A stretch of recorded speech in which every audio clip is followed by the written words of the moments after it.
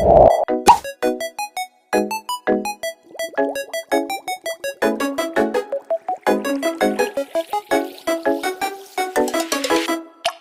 evening everyone. Today I want to talk about something that might seem simple but is actually quite fascinating: mixtures. From the air we breathe to the food we eat, mixtures are all around us. Let's dive into the world of homogeneous and heterogeneous mixtures and explore what makes them unique. Is homogeneous mixture. A homogeneous mixture is uniform throughout.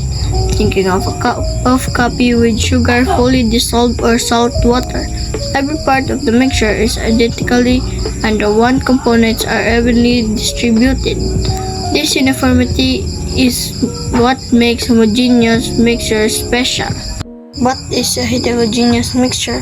A heterogeneous mixture is a mixture that is not uniform throughout. Its components are not evenly distributed and you can often see distinct parts or pieces. We have here sugar, water, and oil. Example of homogeneous: sugar and water.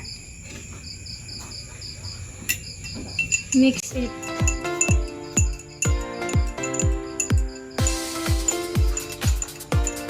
If you mix it, the sugar will dissolve.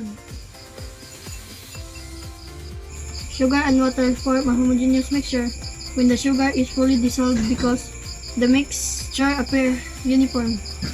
Next is the heterogeneous example: oil and water.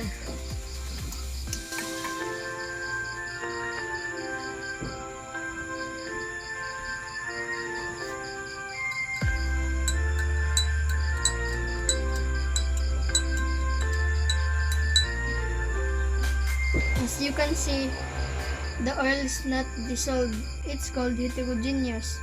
Did you know mixtures are an integral part of our daily lives, whether homogeneous or heterogeneous? They each have their own unique characteristics that makes them special. By understanding and appreciating these different, we can gain a deeper appreciation of the world around us. Thank you for your attention and hope you've learned something new about mixtures today.